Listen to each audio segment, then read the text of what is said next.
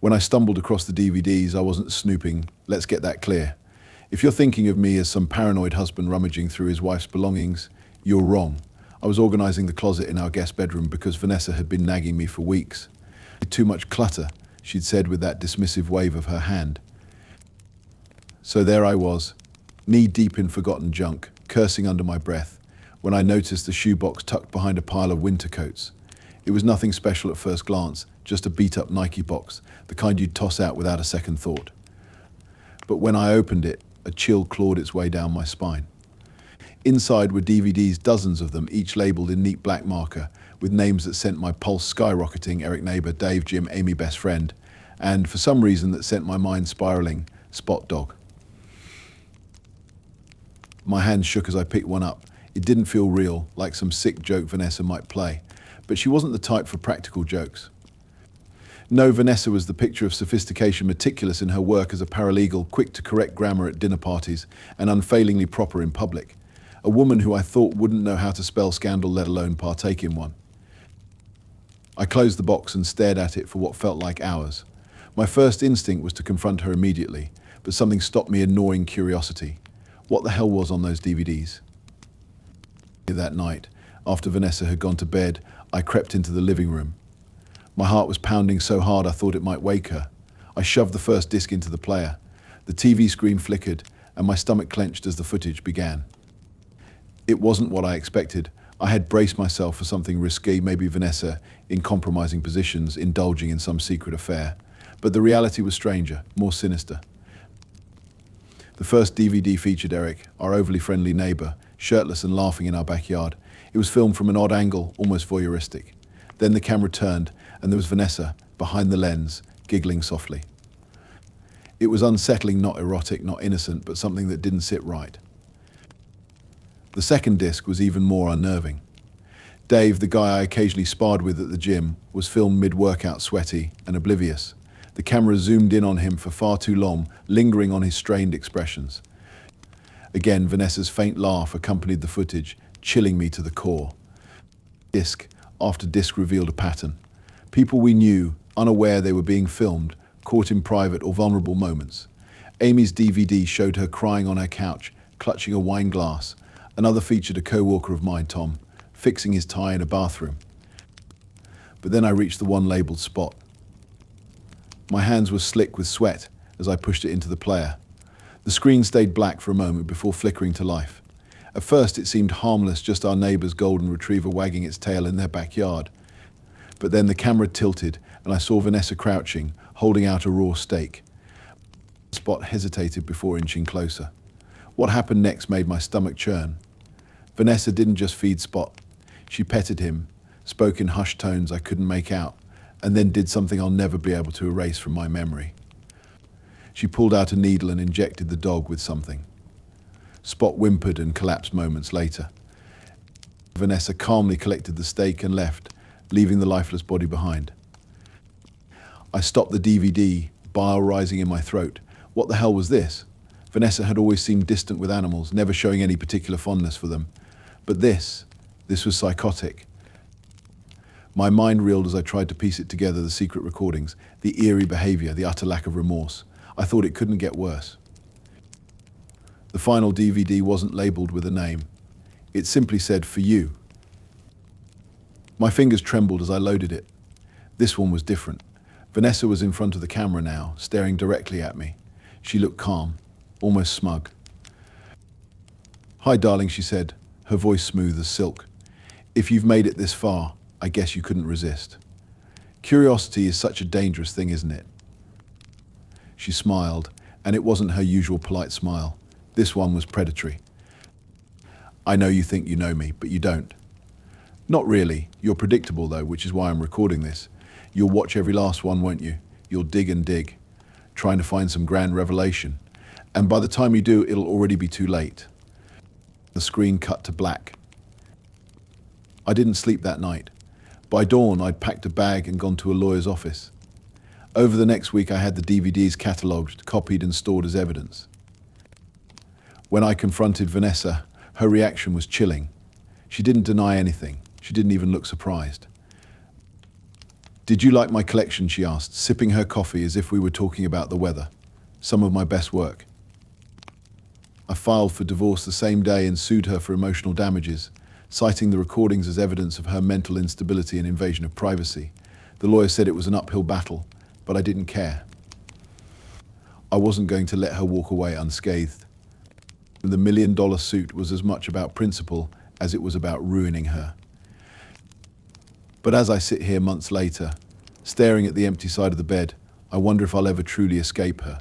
Vanessa wasn't just a liar or a cheater, she was a predator, and I'd been her prey for years without even realizing it.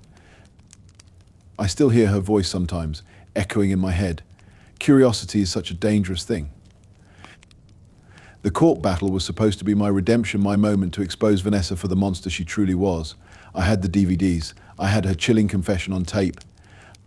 I had everything I needed to not only divorce her, but destroy her reputation in the process. Days turned into weeks, and the tides began to shift in ways I couldn't have imagined. Vanessa, with her immaculate composure and crocodile smile, spun the narrative like a master weaver.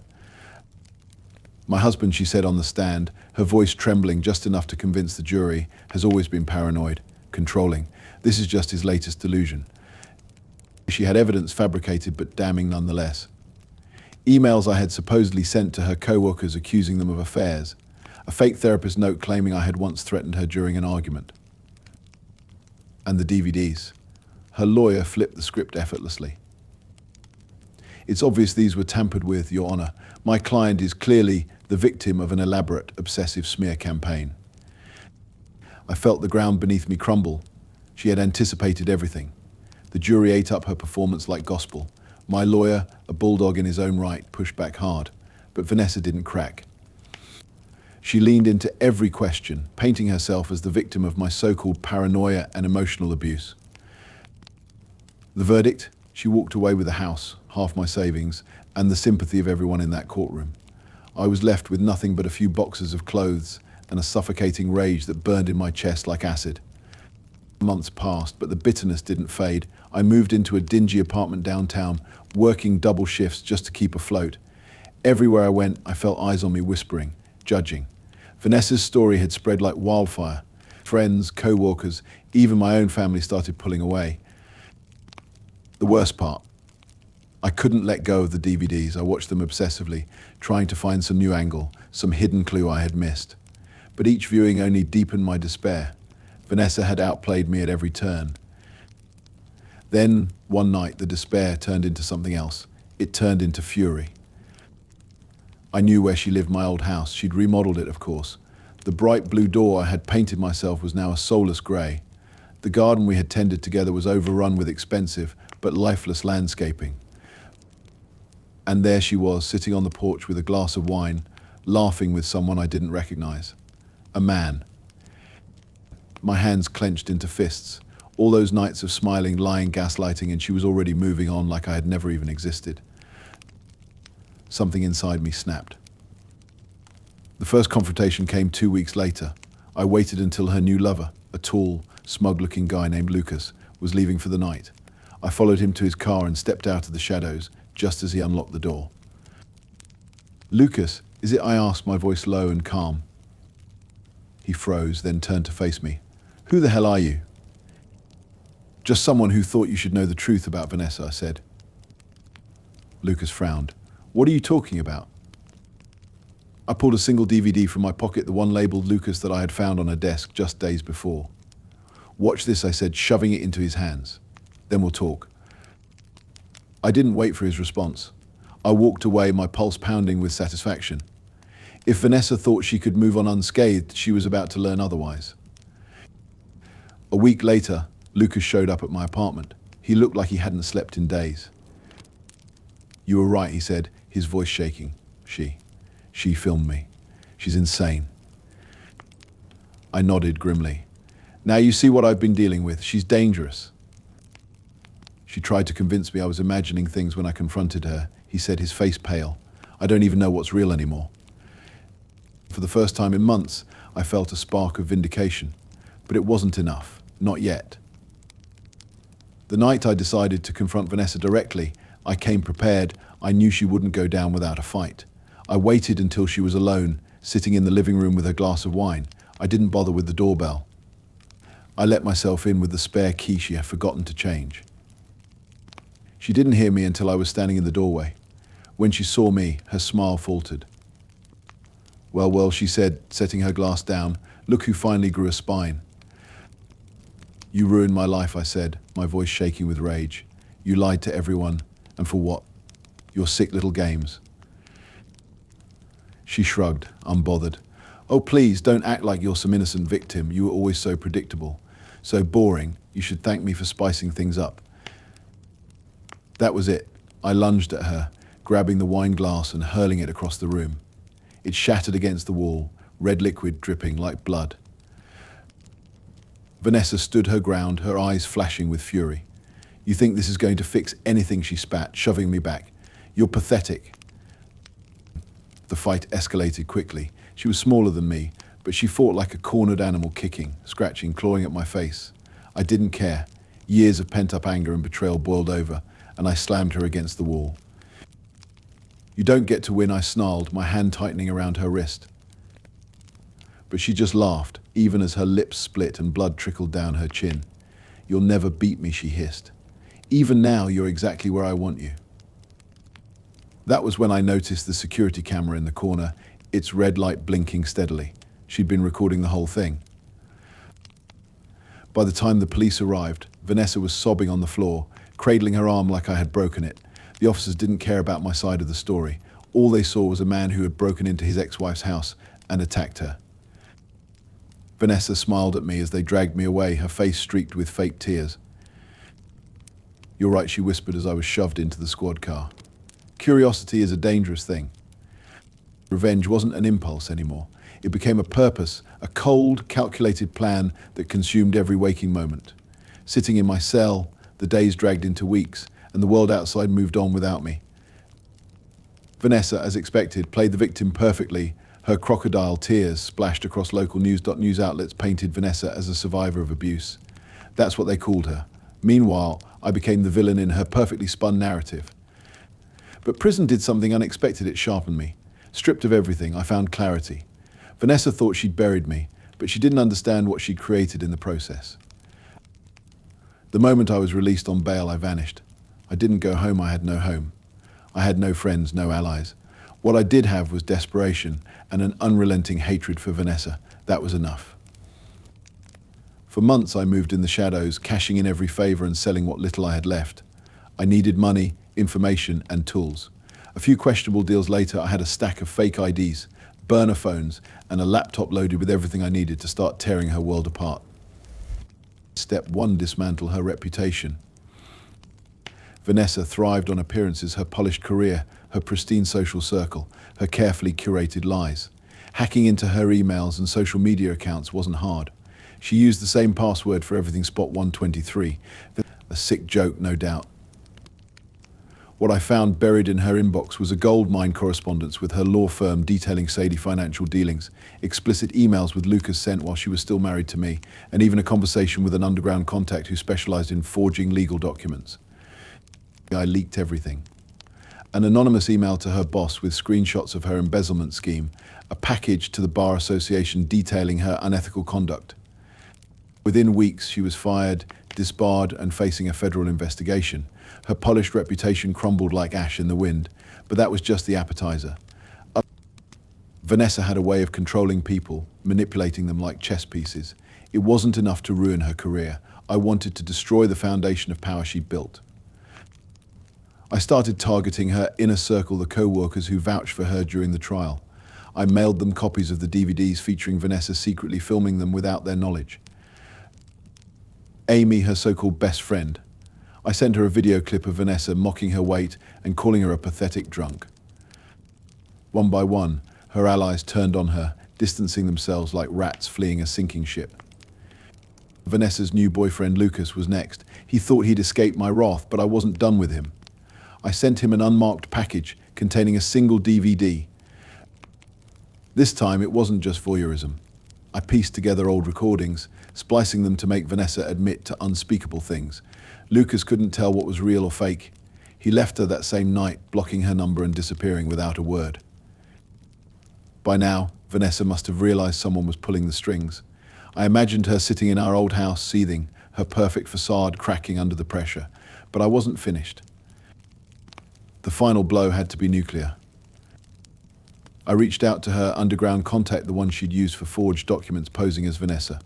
I requested several falsified legal contracts and incriminating documents linking her to a high-profile drug smuggling operation. The forger delivered, and I made sure the documents found their way to federal authorities. A week later, the FBI raided her house. The footage of Vanessa being dragged out in handcuffs made the evening news. She screamed about being framed, about her innocence, but no one believed her. Why would they? Her life was a series of lies, and I'd made sure no one could tell where the truth ended and the fabrications began. Months passed, and Vanessa's fall from grace was complete. She lost the house. Her assets were frozen. Her social circle evaporated. She spent her days fighting legal battles she couldn't win, all while drowning in debt. Oh, and me. I stayed in the shadows, watching it all unfold. But I wasn't done yet. One night I paid her a visit. She was staying in a dingy motel on the edge of town, the kind of place that reeked of despair. I broke in quietly, finding her sitting on the bed with a half-empty bottle of cheap vodka in her hand. She looked up, startled. For the first time I saw fear in her eyes. "You," she whispered, her voice trembling. "Me," I said, stepping closer. "What do you want?" she demanded, trying to sound defiant, but her voice cracked. I laughed, a cold, hollow sound. "What do I want?" Enough, I echoed her question. "No, Vanessa, not even close. But I thought I'd give you the courtesy of knowing why." She tried to stand, but I shoved her back down. "You took everything from me, my reputation, my freedom, my life. And for what? Your twisted games, your need for control." "You're insane," she spat, though her voice was laced with panic. Maybe I admitted, leaning in. "But at least I didn't underestimate you. That was your mistake." Her eyes darted to the door, to the window. There was no escape. "This," I said, my voice dropping to a whisper, "is just the beginning. You'll spend the rest of your life looking over your shoulder, wondering when I'll strike next. And I promise you, Vanessa, I will never stop." I left her there, trembling and alone, the bottle slipping from her hand as I walked away. A strange sense of calm washed over me. Vanessa had taught me many things: how to hate, how to fight, how to destroy. But the most important lesson: curiosity is a dangerous thing. Now, it was her turn to wonder. The satisfaction of watching Vanessa's life unravel lingered for a while, but it wasn't enough. There was a void, a yawning emptiness that her downfall couldn't fill. She'd been a master manipulator, a puppet master who thrived on control. Destroying her world wasn't enough. I needed her to feel the depths of her own helplessness. Weeks passed as I began my final preparations. Vanessa was out on bail for the federal charges, living in limbo as she awaited her trial. The motel she called home was a rundown shell of its former self, a place that reflected her fall from grace. Misery clung to Vanessa like a second skin, far removed from the house she had stolen from me. I watched her from afar, observing her patterns and dwindling routines. The once impeccable, composed woman was now a shadow of herself, paranoid, disheveled, and entirely alone. Perfect. It started with the small things. Notes slipped under her door at odd hours, each containing cryptic messages: "I see you." TikTok. House spot. I used different pens, different handwriting styles, just to keep her guessing. Then I began tampering with her surroundings. A knock at the door late at night, no one there when she opened it. Her car keys mysteriously moved from the table to the bathroom sink. The motel's power would cut out at random intervals, plunging her into darkness. It didn't take long for her to unravel. One evening I watched from the shadows as she screamed at the motel clerk, accusing him of letting someone into her room. Her voice cracked, shrill and panicked. The clerk looked at her like she was insane, shaking his head as she ranted about someone watching her. She stumbled back to her room and slammed the door. I smiled. She was starting to break. The final phase began with the delivery, a small, nondescript package left at her door. Inside was a single DVD, unlabeled, along with a note: "For your eyes only." I imagined her hands trembling as she loaded it into the motel's cheap DVD player. The screen flickered to life, showing footage of her sleeping, filmed from inside her room. Her breath hitched as the camera slowly zoomed in on her face, the sound of her soft snores filling the silence. The footage ended abruptly, cutting to black with a single line of text. "I'm closer than you think." The police arrived later, called by a hysterical Vanessa, but they found nothing. No camera, no sign of forced entry, just her frantic rambling about being watched, about someone playing games with her.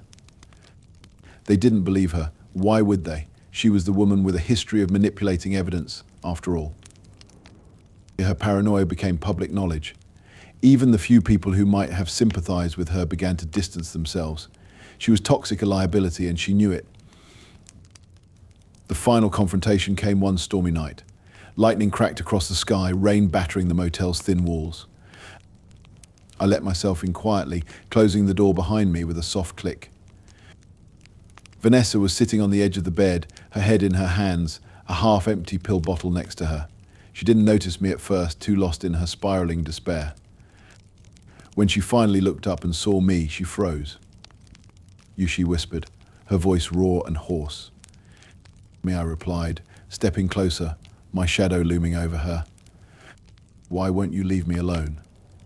"Leave you alone," I echoed, my voice cold. "You didn't leave me alone. You didn't just ruin my life, Vanessa. You stole it, you twisted it, mocked it, and crushed it under your heel. Did you really think I'd just let you walk away?" She tried to stand, but her legs buckled. "You've won," she choked out. "You've taken everything from me. What more do you want?" I crouched in front of her, forcing her to meet my eyes. "I want you to feel what I felt. Every ounce of helplessness, every sleepless night, every moment of doubt, wondering what's real and what's in your head. I want you to live with it." And her eyes brimmed with tears, but I didn't care. She reached for the pill bottle, her hands shaking, but I knocked it away. The pills scattered across the floor. "No easy way out," I said, my voice like steel. "You don't get to escape this." She collapsed back onto the bed, sobbing uncontrollably. For the first time, I saw her not as the manipulative, cold-hearted predator who had torn my life apart, but as something pathetic, weak, a husk of the woman who had once controlled me so completely. But there was no pity in my heart, only the cold satisfaction of knowing I'd won. I left her there, broken and alone, and disappeared into the night. I didn't look back. Vanessa's trial came and went. The evidence I'd planted sealed her fate. The federal charges stuck, and she was sentenced to 10 years in prison for fraud and forgery. Her name became a punchline, her legacy one of disgrace and humiliation. As for me, I moved far away, changing my name and starting over. The rage that had consumed me for so long was gone, replaced by a quiet, hollow peace. I wasn't a hero. I didn't care to be. What mattered was that Vanessa would spend the rest of her life haunted by the ghosts of her own creation. And in the end, that was enough.